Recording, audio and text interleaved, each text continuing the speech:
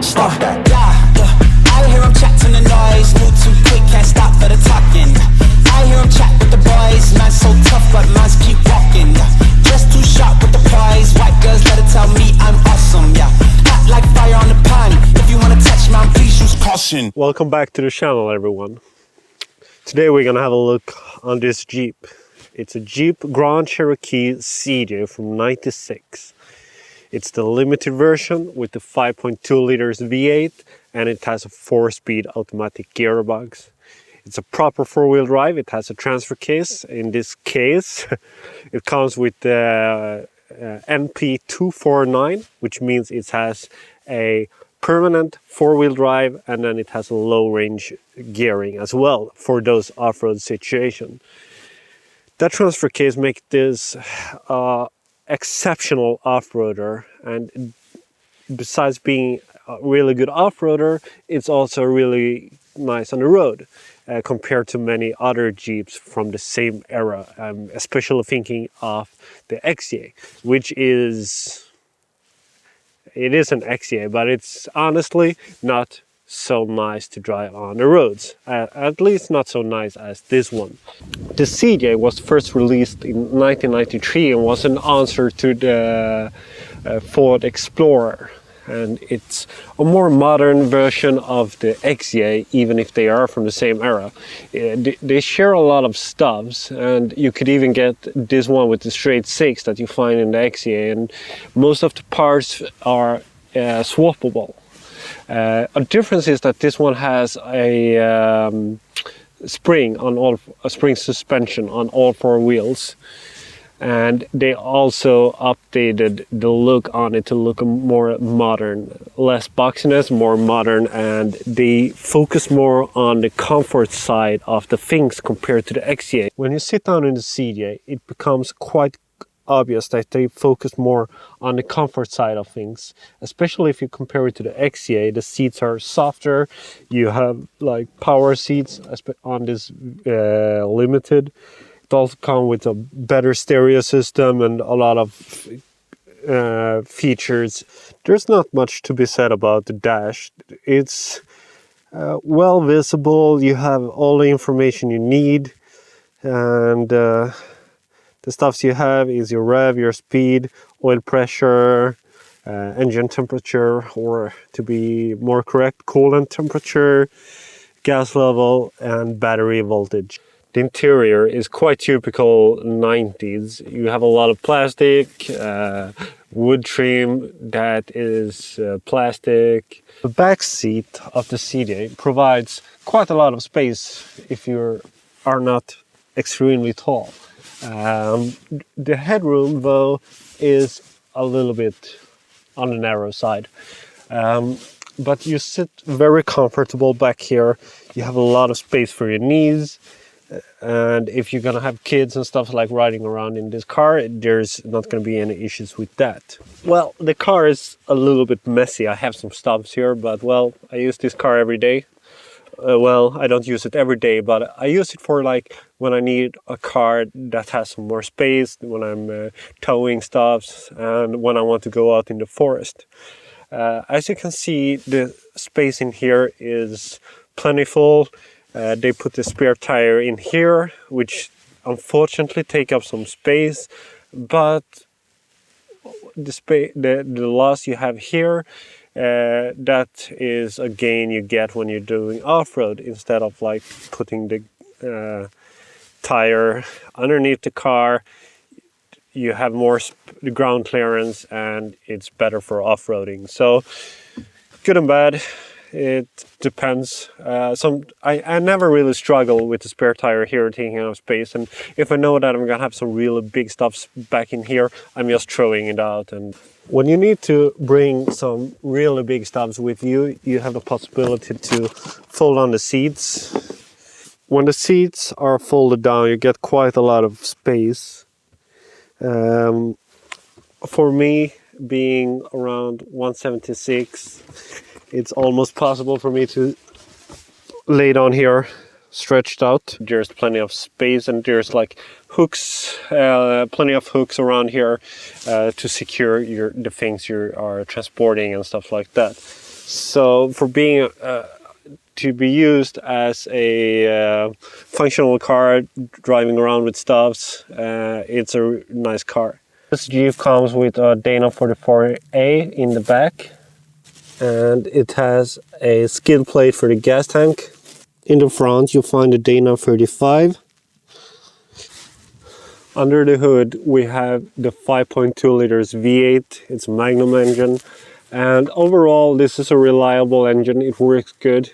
This specific engine has over 31,000 European miles on it, and that is like equal to like what is that, like 200,000 miles, 250,000 miles, something like that. And it still runs perfectly fine, there's no issues with it, the temperature is fine, everything works great. Even the transmission works really well. I think a reason for that is because this is not an off-roader. Many of these ZJ, they have weak transmissions, and the transfer case is not the greatest for off-roaders. Besides that, they are really good off-roaders, and they have the potential to be very capable off-roaders.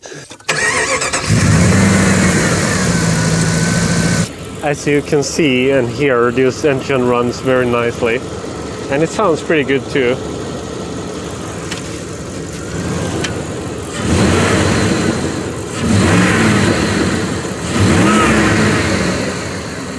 In the back you have the sound of the V8, and I did some modifications on this one. First of all, the muffler is gone, and secondly, there's a racing cat on it. Besides that, there's no other modifications done on the exhaust.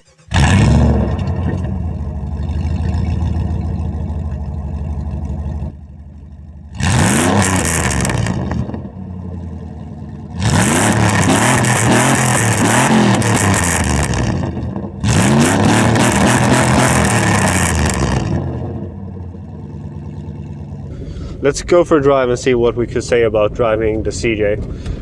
First of all, I always liked the look on the XJ more than the ZJ, but the longer I have this ZJ, it kind of grows on me, and I think it looks really cool.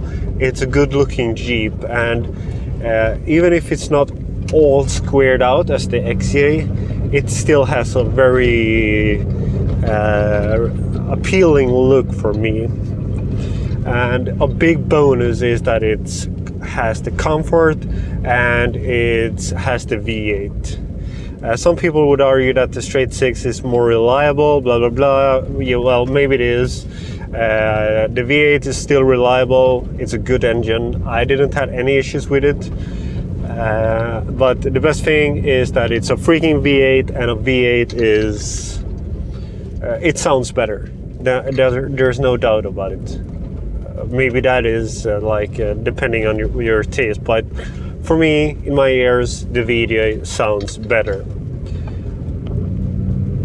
Driving this is kind of what you could expect from many SUVs. There's some play in the steering wheel. It's not extreme though. It still has a very light, responsive feeling to it. It runs pretty stable, it moves stable, but that also depends on what you've done with the Jeep. This one is all out stock. There's no, there's not any lift kits or any off-road modifications to it. Still, it's a good off-roader. I tried it off-road, there's a video about that as well, and I'm going to post all relevant videos in the description, so you can check out those as well. And at the moment I'm driving on a gravel road, and this is kind of where it comes to its right. It handles the gravel really well, it's smooth, and the suspension does do a very good job. This one is also stable in highway speed, and in here it's quiet. You could actually hear yourself thinking and talking, and you could have a conversation in here. Even if I have the muffler deleted and that I have a racing cat, it's still pretty quiet. But I could assure you, when I press the gas, you will hear the noise. You will hear the sound from it, because that racing cat, when it opens up, not that it physically opens up, but when you open up the throttle, it will flow through it and you will hear a very nice sound to it.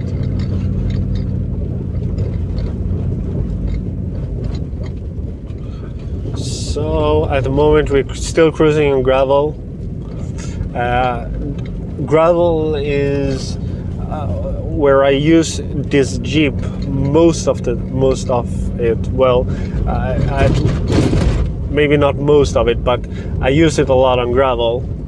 Even if the trip and the road and the transportation to the gravel is probably the majority of the miles put on this vehicle, the intended use of it is gravel, for me at least.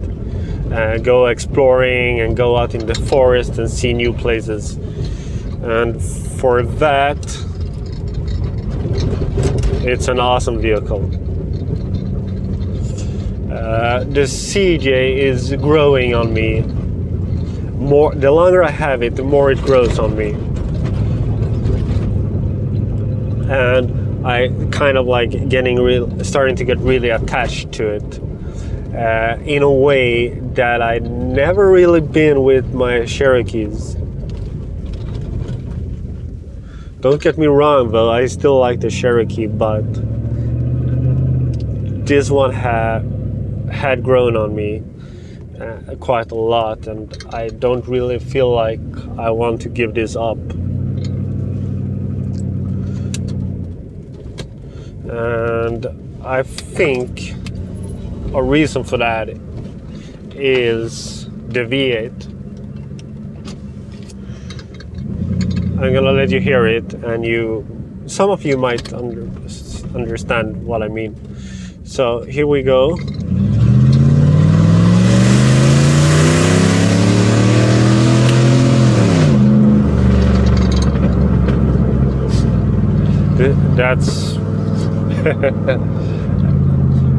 That's how I like it.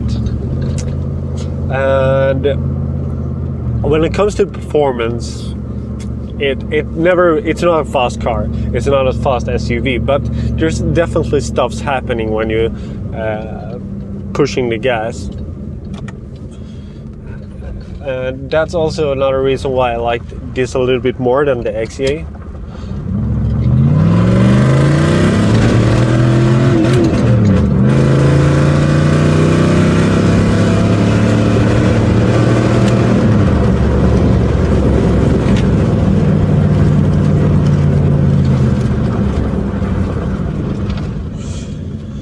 When it comes to braking performance, it has ABS brakes.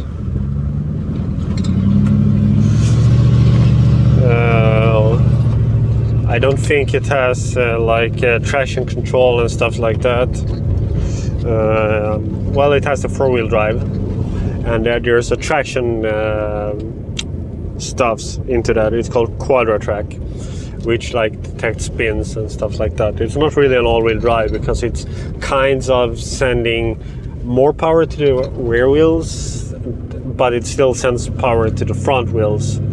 And then when you have it in 4-low, I think it locks the center diff and it sends 50-50 to the front and back. Some of these comes with a limited slip in the back. Some of them don't. Some of them come with a Dana 30 in the back, and this one comes with a Dana 44A. I would recommend you to pick up a Dana 44 rather than a Dana 30. I think all of the straight 6 ones came with a Dana 30. All of the V8 engines from 96 to 98 comes with a Dana 44A. we have left the gravel now, and now we're just cruising on a small forest road. And doing that, it's pretty plush. It tracks quite well. You don't need to like steer it in a certain direction. It goes straight, but that's how they all should do. It's about adjusting the steering components in the right way so they track correctly. And in that way, I would say that it is a pretty nice car to take for a long trip, to do overlanding with and stuff like that. Another benefit with this ZJ is that it's much cheaper than the XJ. For now, I've seen prices increasing lately, and I think as the XJ goes up, so will the ZJ go up in price. Stuffs I don't like with the ZJ might be the electronics. There's more electronics than there is on the XJ. There's immobilizers that might stop working, and I have an issue with the fan. My fan relay, it's kind of burned out, and the previous owner put like a manual switch there, so I don't have the relay, and that means that my fan is only working in full speed or not working at all. So far I just like left those issues to be, doesn't disturb me so much, but I'm planning to fix those. They are also prone to rust, especially in the what the heck is that called? In the spark, in the spark boxes. I should really know this all the time. Normally, where you put like a rocker panel or in the rocker panel, the rocker panels tend to rust out. So if you're picking one up, look for rust. Where I live in Sweden, we put salt on the roads. So previous owner and undercoated it, and I fixed the undercoating.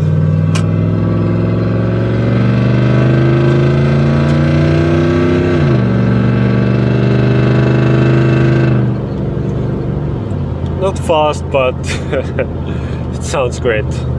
It's all about the show. No go, all show. Now I'm just cruising down on a highway. I put the cruise control on, and it tracks really well. And this is somewhat also quite enjoyable to drive. It's a vehicle where you could take for a cruise, you could take it to a beach, and it's a vehicle that you could enjoy quite a lot. So would I recommend you to buy a Jeep Grand Cherokee ZJ?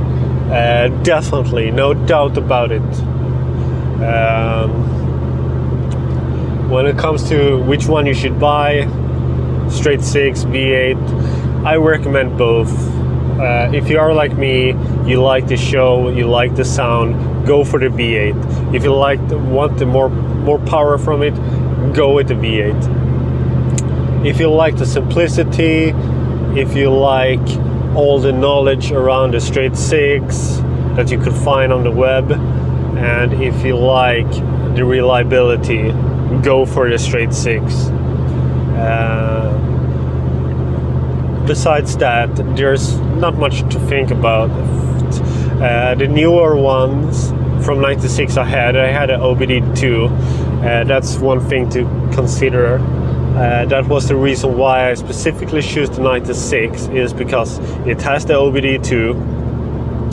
And where I live in Sweden, the next year the insurance will be ridiculously low, since it's gonna be like a veteran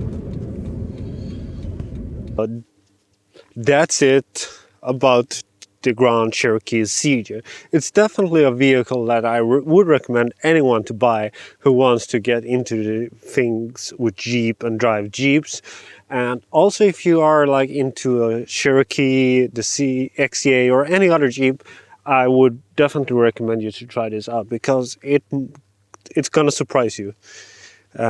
If you like this kind of content and you want to see more reviews, click up here to see a playlist and click here to subscribe. I release a new video once a week, and if you don't want to miss them out, click that bell so you get the notifications. And remember, there will be links in the descriptions to all related Jeep films. Thanks for watching, and I see you later.